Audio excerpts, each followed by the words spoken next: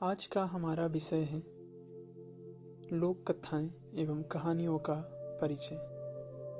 लोक कथाएं वे कहानियां हैं जो मनुष्य की कथा प्रवृत्ति के साथ चलकर विभिन्न परिवर्तनों एवं परिवर्धनों के साथ वर्तमान रूप में प्राप्त होती है। सबसे महत्वपूर्ण बात यह है कि कुछ निश्चित कथानक रूढ़ियों और शैलियों में ढली लोक कथाओं के अनेक संस्करण उसके नित्य नई प्रवृत्तियों और चरित्रों से युक्त होकर विकसित होने के प्रमाण है। एक ही कथा विभिन्न संदर्भों और अंचलों में बदलकर अनेक रूप ग्रहण करती है। लोक गीतों की भांति लोक कथाएं भी हमें मानव की परंपरागत वसीयत के रूप में प्राप्त है। दादी अथवा नानी के पास बैठकर बचपन में जो कहानियां सुनी जाती है, चौपालों में इनका निर्माण कब, कहाँ, कैसे और किसके द्वारा हुआ है, यह बताना असंभव है।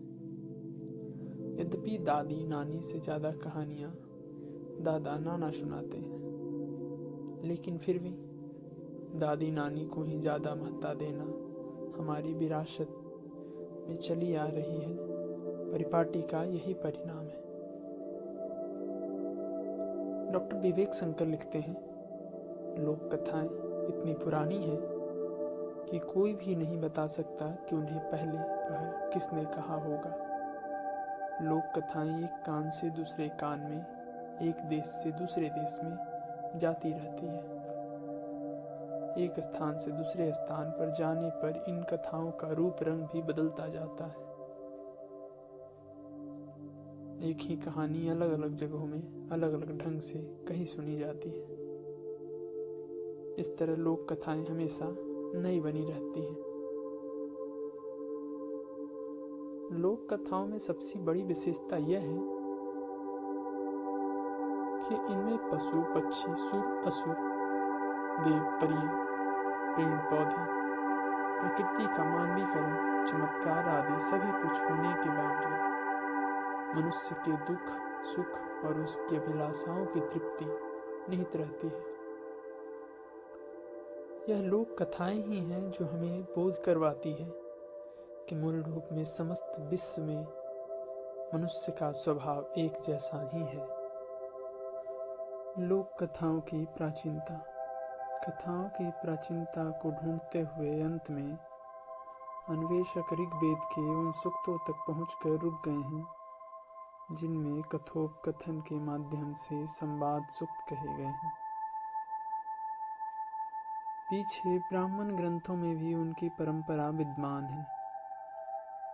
यही क्रम उपनिषदों में भी मिलता है, किंतु इन सबसे पूर्व कोई कथा कहानी थी ही नहीं। ऐसा नहीं कहा जा सकता।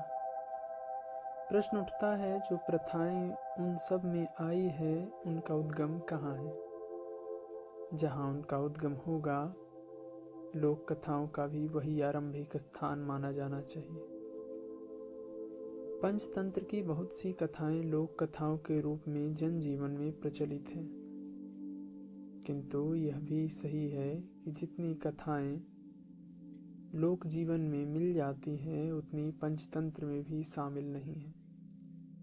यदि यह कहा जाए कि विष्णु शर्मा ने लोक जीवन में प्रचलित कथाओं से लाभ उठाया होगा तो कोई अनुपयुक्त बात नहीं होगी। हितोपदेश, बृहद श्लोक संग्रह, बृहद कथा मंजरी, कथा बेताल पंचविंशति आदि का मूल लोक जीवन है। जातक कथाओं को अत्यधिक प्राचीन माना जाता है। इनकी संख्या 550 के लगभग है, किंतु लोक कथाओं की कोई निर्धारित संख्या नहीं है। प्रकृत भाषा में भी अनेक कथा ग्रंथ हैं। मूल पैसाची में लिखित बहुकहा, कथा सरित सागर, बृहत कथा आदि का उपजीव्य बनी। संस्कृत में उसकी कुछ कथाएं रूपांतरित हुई। अब फ्रांस के पौम चरी और भविष्यत कहा भी इस क्रम में आती है। इस तरह लिखित रूप में वैदिक संवाद सूक्तों से प्रवाहित कथा धारा निरंतर प्रवाहित है, किंतु इन सब का योग भी लोक जीवन में प्रचलित कहानियों की बराबरी तक नहीं पहुंच सकता। हिंदी लोक कथाएं।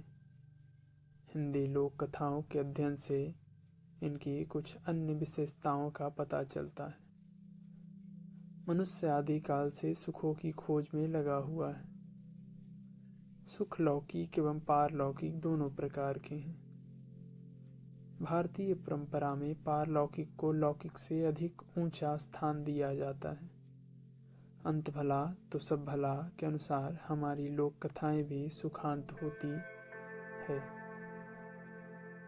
शायद ही ऐसी कोई कथा हो जो दुखांत हो। चीर प्राचीन काल से ही भारतीय लोक कथाओं की यही मुख्य प्रवृत्ति रही। इसलिए लोक कथाओं के पात्र अनेक साहसिक एवं रोमांचकारी घटनाओं से होकर अंत में सुख की प्राप्ति करते हैं। संस्कृत के नाटकों की भांति इनका भी अंत संयोग में ही होता है। ये कथाएं मूल रूप में मंगल कामना की भावनाएं लेकर आए, इसलिए लोक कथा कहने वाले प्रायः कथाओं के अंत में कुछ मंगल वचन भी कहा करते हैं। जैसे जिस प्रकार उनके दिन फिरे वैसे ही 7 दुश्मन के भी दिन फिरे। विभिन्न प्रकार के दैविक एवं प्राकृतिक प्रकोपों का भय दिखाकर श्रोताओं को धर्म तथा कर्तव्य पालन के पथ पर ले आना भी बहुत सी लोक कथाओं का लक्ष्य होता है। सारी सृष्टि उस समय एक धरातल पर उतर आती है जब सभी जीव जंतुओं की भाषा एक हो जाती है। कहीं मनुष्य पशु से बात करता है तो कहीं पशु पक्षी से। सब एक दूसरों के सुख दुख में समीप दिखाई पड़ते हैं। लोकगीतों की भांति लोक कथाएं भी किसी सीमा को स्वीकार नहीं करती। अंचलों की बात तो जाने दीजिए, ये कथाएं देशों और महाद्वीपों की सीमाएं भी पार कर गई है। इन कथाओं की विशेषता यह भी है कि ये मानव जीवन के सभी पहलुओं से संपर्क रखती है। इधर लोक कथाओं के जो संग्रह हुए हैं उनमें तो बहुत ही थोड़ी कथाएं आ पाई है। भले ही हम उनके संरक्षण की बात करें, परंतु उनकी विशेषताओं के कारण ही श्रुति एवं स्मृति के आधार पर जीवन प्राप्त करने वाली ये कथाएं युगों से चली आ रही हैं। ये कथाएं मुख्य रूप से 3 शैलियों में कही जाती हैं। पहली शैली को हम गद्य शैली कहते हैं। इस प्रकार में पूरी कथा सरल एवं आंचलिक बोली में गद्य में कही जाती है। द्वितीय गद्य पद्यमय कथाएं होती हैं। इन्हें चंपू शैली की कथा कहा जा सकता है। ऐसी कथाओं में प्रायः मार्मिक स्थलों पर पद्य रचना मिलती है।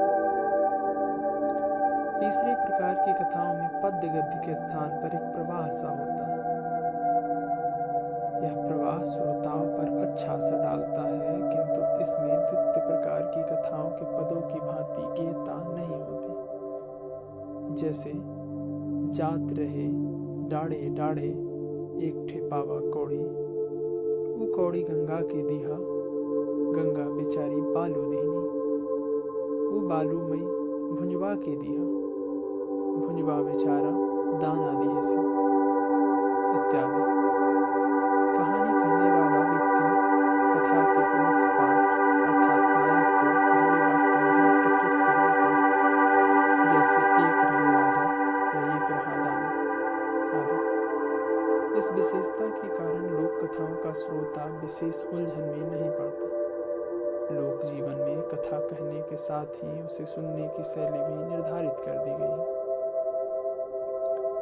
सुनने वालों में से कोई व्यक्ति जब तक हुंकारी नहीं भरता तब तक कथा कहने वाले को आनंद ही नहीं आता। हुंकारी सुनने से कहने वाला अंधेरे में भी समझता रहता है कि श्रोता कहानी की ध्यानपूर्वक सुन रहा है।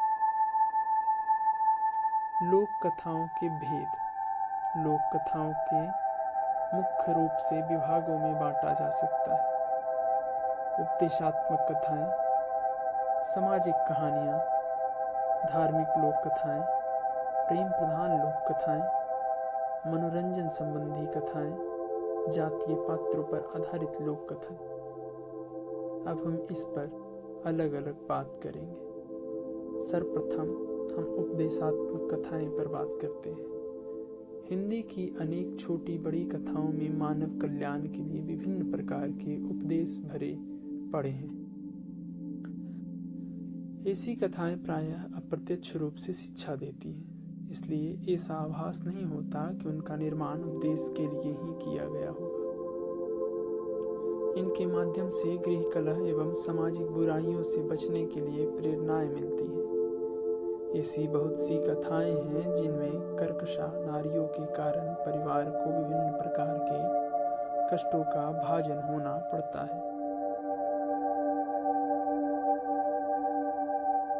इनमें विमाताओं तथा सौतों की कथाएं प्रधान होती हैं। इनके अतिरिक्त ऐसी भी कथाएं मिलती हैं जिनमें मायावी स्त्रियां पर पुरुषों पर डोरे डालती हैं या जादू टोना किया करती हैं, जिससे कथा के नायक को तथा उससे संबंध रखने वालों को विभिन्न संघर्षों का शिकार होना पड़ता है। पुत्र द्वारा पिता की आज्ञा न मानने पर कष्ट उठाने से संबंध भी अनेक कथाएं हैं, किंतु जैसा कि ऊपर बताया गया है, ये सभी कथाएं अंत में सुख एवं संयोग में समाप्त होती हैं। जब तक कथा समाप्त नहीं होती तब तक पात्रों और मुख्य रूप से नायकों को इतनी भयानक घटनाओं में फंसा देखा जाता है कि सुनकर रोंगटे खड़े हो जाते हैं। कुछ श्रोता तो वहीं कथा कहने वाले तथा अन्य श्रोताओं की परवाह किए बिना नायक को कष्ट देने वाले के नाते अपशब्द भी कहने लगते हैं। उन्हें ये सारी घटनाएं सही मालूम पड़ती हैं। दूसरा, सामाजिक कहानियों पे हम बात करते हैं, जो लोक कथाओं का एक दूसरा प्रकार है। इनमें विभिन्न प्रकार की बुराइयों से उत्पन्न घटनाओं का समावेश होता है। इनमें विशेषकर गृह कलह अर्थात सास बहू एवं ननद भावज के झगड़े एवं दुष्चरित्र और लंपट साधु संतों की करनी तथा अयोग्य नरेश के कारण प्रजा का दुखी होना दिखाई जाता है। बाल विवाह, बेमेल विवाह, बहु विवाह, विजाति विवाह तथा दहेज आदि की निंदा भी इन कथाओं में मिलती है। योग्य या निरपराध व्यक्ति अयोग्य दुष्ट व्यक्ति के चंगुल में फंसकर परेशान होते दिखाई पड़ते हैं। सामाजिक कहानियों में वे कथाएं अपना विशेष स्थान रखती हैं जिनमें नायिका मुख्य रूप से और नायक गौण रूप से भयानक परीक्षाएं देते हैं। ऐसी परीक्षाओं में प्रायः सामाजिक एवं व्यक्तिगत चरित्र को प्रधानता दी जाती है। जिन नायक नायिकाओं के चरित्र ठीक होते हैं वे ऐसी कठोर परीक्षाओं में उत्तीर्ण होते दिखाई पड़ते हैं। जैसे सचित्र नारी जब तप्त तैल के कड़ाहे में हाथ डालकर अपने सतीत्व की परीक्षा देती है तो कड़ाहे का तप्त तेल शीतल होता है।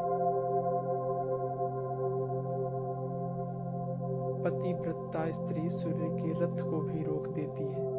उसके भय से बड़े बड़े दैत्य दानव तथा डायने भूत प्रेत पास नहीं भटकते। इसी तरह चरित्रवान नायक भी विकट परीक्षाओं में उत्तीर्ण होकर अपने लक्ष्य की प्राप्ति करते हैं। अगला, धार्मिक लोक कथाएं। इनमें जप तप व्रत उपवास एवं उनसे प्राप्त उपलब्धियां संजोई गई है। सुखों की कामना के लिए कही गई इन व्रत कथाओं से उपदेश ग्रहण कर संबंध पर्वों के अवसरों पर स्त्रियां व्रतों का पालन किया करती हैं। पति पुत्र एवं भाइयों की कुशलता तथा संपत्ति प्राप्ति इनका लक्ष्य होता है। ऐसी लोक कथाओं में बहुरा अर्थात बहुला, जीवतियां अर्थात जीवित पुत्रिका, करवा चौथ, अहाई, गणगौर और पीड़िया की कथाएं मुख्य स्थान रखती हैं। पीड़िया का व्रत कुमारी बालिकाओं द्वारा भाइयों की कुशलता के लिए किया जाता है। यह व्रत कार्तिक शुक्ल प्रतिपदा से अगहन शुक्ल प्रतिपदा तक चलता है। इसे गोधन व्रत कथा की संज्ञा भी दी जाती है। जीवतिया अर्थात जीवित पुत्रिका तथा उसे दीर्घ जीवन के लिए किया जाता है। इस अवसर पर भी कई लोक कथाएं कही जाती है, किंतु चील तथा सियार इन दोनों ने ही इस पर्व पर किसी समय व्रत किया था, परंतु भूख की ज्वाला न सह सकने के कारण सियारिन ने चुपके से खाद्य ग्रहण कर लिया। परिणाम यह हुआ कि उसके सभी बच्चे मर गए और व्रत निभाने वाली चील के सभी बच्चे दीर्घ जीवन को प्राप्त हुए। इस पर्व के व्रत विश्वास से जब पुत्र की प्राप्ति होती है तो लोक कथाओं में दिए गए संकेत के अनुसार उसका नाम जीमूत रखा जाता है। ऐसा लगता है कि पुराणों में जीवित पुत्रिका व्रत की कथा के साथ जो जीमूत वाहन की कथा संबंध है वह लोक कथाओं के आधार पर ही है, क्योंकि पौराणिक जीमूत वाहन ने नरकों की रक्षा के लिए अपनी देह का त्याग किया था। जिउतिया की कथा का भी उद्देश्य परोपकार के लिए आत्मोत्सर्ग कर देना ही है। करवा चौथ के व्रत में मुख्य रूप से उस राजा और रानी की कहानी कही जाती है जो दूसरों के बालकों से घृणा किया करते थे, इसलिए उन्हें पुत्र नहीं हुआ। अंत में सूर्य की उपासना करने पर उन्हें पुत्र की प्राप्ति हुई। प्रेम प्रधान लोक कथाएं। प्रेम प्रधान लोक कथाएं भी खूब मिलती हैं। इनमें मुख्य रूप से माता का पुत्र के प्रति, पुत्र का माता के प्रति, पत्नी का पति के प्रति और पति का पत्नी के प्रति तथा भाइयों बहनों के प्रेम दिखलाया जाता है। प्रायः सभी कथाओं में वर्णित प्रेम कर्तव्य एवं निष्ठा पर आधारित होता है। कुछ कथाएं तो ऐसी भी हैं जिनमें जन्म जन्मांतर का प्रेम पल्वित होता है। सदा ब्रिज सारंगा की कथा पूर्व जन्मों के प्रेम पर ही आधारित है। शीत बसंत की कहानी में जहाँ विमाता के दुर्व्यवहार की बात आती है, वहीं भाई भाई का प्रेम भी चरम सीमा पर पहुंचता दिखाई पड़ता है। भाई बहन और पति पत्नी के प्रेम पर आधारित तो अनेक कथाएं। कई कथाओं में कुलीन एवं पति परायण स्त्रियां कुपात्र तथा घृणित रोगों से ग्रस्त पतियों को अपनी सेवा, श्रद्धा और भक्ति के बल पर बचा लेती है। आगे मनोरंजन संबंधी कथाएं। इनका मूल उद्देश्य श्रोताओं के दिल बहलाव की सामग्री प्रस्तुत करना होता है। बालक बालिकाएं ऐसी कहानियों को अति शीघ्र याद कर लेते हैं। ये कथाएं प्रायः छोटी हुआ करती हैं। भिन्न भिन्न जानवरों जैसे कुत्ता, बिल्ली, गीदड़, नेवला, शेर, भालू, सुग्गा अर्थात तोता, कौवा, चील आदि से संबंध रखने वाली ये कहानियां बालकों का मनोरंजन करती हैं। इनमें वर्णित विषय गंभीर भी होते हैं, किंतु प्राथमिकता हल्की फुल्की बातों को दी जाती है। उदाहरण के लिए ढेले पर पात की एक लघु कथा लें। ढेले पत्ते में मित्रता हुई। ढेले ने पत्ते से कहा, आंधी आने पर मैं तुम्हारे ऊपर बैठ जाऊंगा तो तुम उड़ोगे नहीं। पत्ते ने कहा, पानी आने पर मैं तुम्हारे ऊपर को आ जाऊंगा तो तुम गलोगे नहीं। संयोग की बात है कि आंधी पानी का आगमन साथ ही हुआ। पत्ता भाई उड़ गए और ढेला भाई गल गए। विभिन्न प्रकार की हास्य कथाएं भी इसी प्रकार के अंतर्गत आती हैं। जातीय पात्रों पर आधारित लोक कथाएं। अंत में ऐसी लोक कथाओं की चर्चा भी अपेक्षित है जो जातीय पात्रों पर आधारित होती है।